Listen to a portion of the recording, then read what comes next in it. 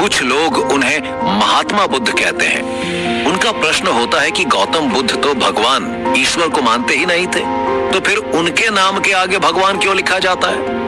इस प्रश्न का निराकरण आवश्यक है।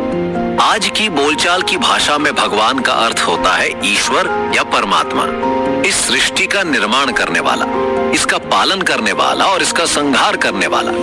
ईश्वर यानी वो जो संसार का मालिक है, जिसकी पूजा करने से, जिसका भजन गाने से, जिसका नाम जपने से, जिसका ध्यान करने से वो प्रसन्न हो जाता है और भक्तों के पापों को क्षमा कर उन्हें भवसागर से तार देने का दावा करता है।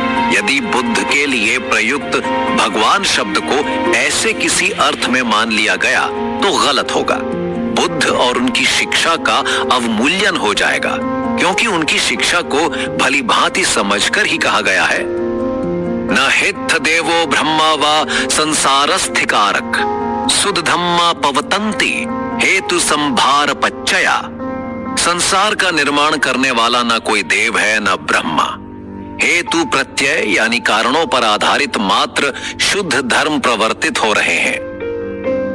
संसार चक्र को इस स्पष्टता से समझने और समझाने वाले महापुरुष को हम संसार का निर्माता ईश्वर मान लेंगे तो वास्तविक भगवान शब्द को दूषित कर लेंगे। परवर्ती पौराणिक काल में भगवान को इस अर्थ में माना जाने लगा कि वो किसी देवलोक का ऐसा समर्थ देवता है जो कि समय समय पर इस पृथ्वी पर इस या उस रूप में अवतरित होता है, यानी जन्म लेता है और साधु सज्जनों का परित्राण तथा दुष्ट दुर्जनों का विनाश करता है, और जो उसकी शरण ग्रहण कर ले उसे सारे पापों से मुक्त कर देने का दावा करता है। बुद्ध को ऐसा ईश्वरावतार मान लेना उनके प्रति तथा उनकी शिक्षा के प्रति नितांत अज्ञानता का प्रदर्शन होगा। भव भ्रमण से स्वयं नितांत विमुक्त हुए तथा भव भ्रमण में पड़े हुए अन्य लोगों को नितांत भव विमुक्त हो सकने की शिक्षा देने वाले बुद्ध की सायुज्यता, सारूप्यता और तदात्म्यता बार बार जन्म लेने वाले भव भ्रमण में पड़े हुए किसी ईश्वर नामधारी देवता से की जाए तो ये बुद्ध और उनकी शिक्षा के प्रति नितांत अज्ञानता ही मानी जाएगी। और फिर ऐसा ईश्वर जिसकी शरण ग्रहण कर लेने मात्र से वो अपने भक्त को सारे पापों से मुक्त कर देने का दावा करे, ऐसी मान्यता बुद्ध की शिक्षा के विपरीत है।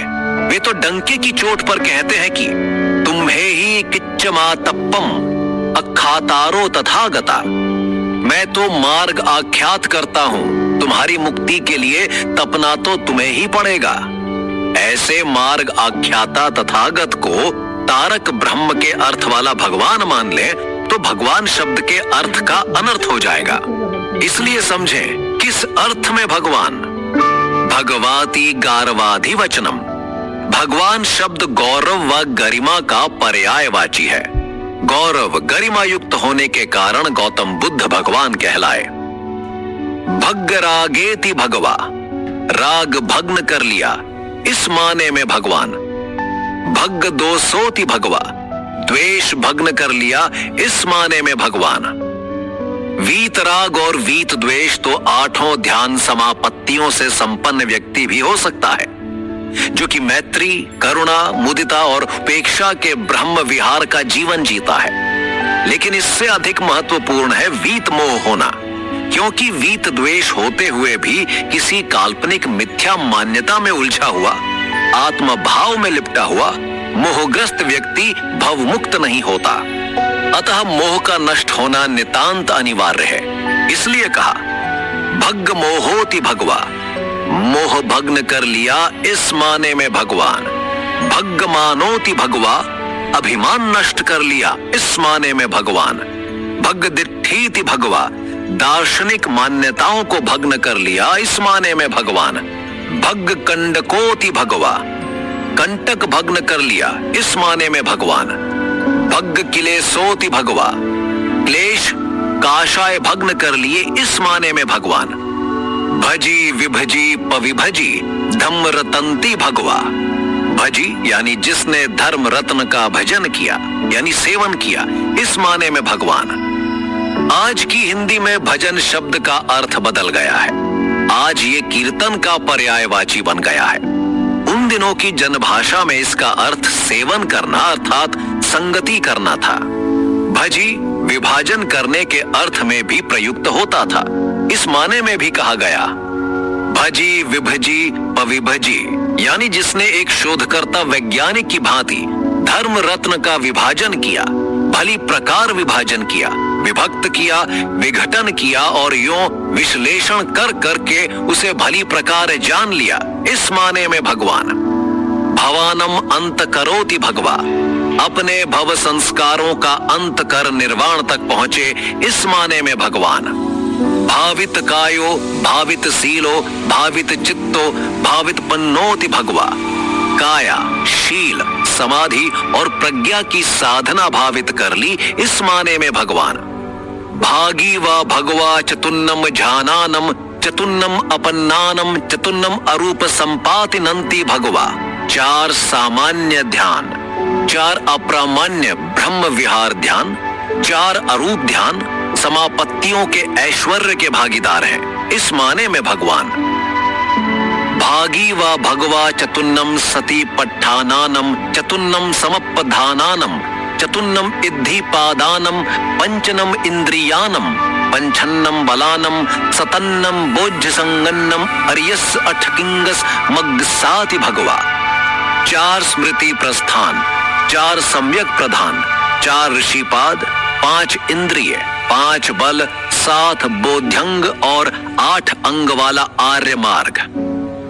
यूं इन 37 बोधि पक्षीय धर्मों के ऐश्वर्य के भागीदार हैं। इस माने में भगवान भागी व भगवा दसन्नम तथागत बलानम चतुन्नम वेसार जानम चतुन्नम पटि संभिधानम छन्नम अभियानम छन्नम बुद्ध धम्मानंति भगवा, 10 तथागत बल, 4 वैशारद्य, 4 प्रतिसंभिदा, 6 अभिज्ञान और 6 बुद्ध धर्म यानी बुद्ध गुणों के ऐश्वर्य के भागीदार हैं। इस माने में भगवान इन विशेषताओं के अर्थ में बुद्ध को भगवान कहा जाता है, न कि ईश्वर या परमात्मा के अर्थ में। विमोखंतिकमेतम बुद्धानम भगवंतानम बोधिया मूल सह सबुंतन्नास पटिलाभा सच्चिका पन्नति यदिदम भगवा, बोधि वृक्ष के तले विमोक्ष की अंतिम अवस्था प्राप्त करते हुए भगवान बुद्ध ने सर्वज्ञता ज्ञान की प्राप्ति के साथ साथ जिस शुद्धि का स्वयं साक्षात्कार किया, उसी की प्रज्ञप्ति भगवान नाम में साक्षात स्थापित हुई। इसी के कारण भगवान कहलाए। भाग्यवान शील आदि कुशल कर्मों के फलस्वरूप हमें जो लौकिक सुख ऐश्वर्य मिलता है, इससे हम भाग्यवान कहलाते हैं। परंतु वे इन लौकिक सुखों को पार कर गए और लोकोत्तर निर्वाण के परम सुख के भागीदार बने। इसलिए सामान्य लोगों की भांति भाग्यवान न कहलाकर भगवान कहलाए। इन सब बातों को ही ध्यान में रखकर ये पाली सूत्र रचा गया। इति पीसो भगवा अरहम सम्मा संबुद्धो विद्याचरण संपन्नो सुगुतो लोक विदु अनुत्तरो पुरुष दम्म सारथी सत्था देव मनुस्सानम बुद्धो भगवाति। ऐसे जो अरहत हैं, सम्यक संबुद्ध हैं, संपूर्ण जागृत हैं, लोभ द्वेष और मोह से मुक्त ऐसे भगवान हैं, सर्वज्ञ हैं, ज्ञान और आचरण में परिपूर्ण हैं, सुगति प्राप्त हैं, वर्तमान तथा भूत भविष्य को जानने वाले हैं, यथावादी तथाकारी, जैसा कहते हैं वैसा करते हैं और जैसा करते हैं वैसा ही कहते हैं, ऐसे आचरण वाले हैं। आदमी को लोभ द्वेष और मोह से छुड़ाने वाले अप्रतिम सारथी हैं, देवता तथा मनुष्यों के शास्ता हैं, गुरु हैं, उपदेशक हैं। ऐसे मनुष्यों में अनुपम श्रेष्ठतम भगवान बुद्ध हैं। संक्षेप में कहें तो भग्ग रागो भग्ग द्वेषो भग्ग मोहोति भगवा, अर्थात जिसने अपने चित्त को राग द्वेष और मोह से पूरी तरह मुक्त कर लिया, वो भगवान हो गया। भगवान वो जिसने भगवत्ता प्राप्त कर ली। ये एक उपलब्धि है जिसे 10 पारमिताएं पूरी करके आर्य अष्टांगिक मार्ग पर चलकर सम्यक संबोधि प्राप्त कर हासिल किया जा सकता है। इसका अवतारवाद से कोई लेना देना नहीं। बुद्ध ने स्वयं कहा था कि प्रत्येक इंसान के भीतर संबोधि का बीज मौजूद है और प्रत्येक इंसान में बुद्ध होने की संभावना होती है। इसलिए बुद्धत्व एक उपलब्धि है जिसे स्वयं प्राप्त करना पड़ता है। इसमें किसी की कृपा और अनुकंपा के लिए कोई स्थान नहीं।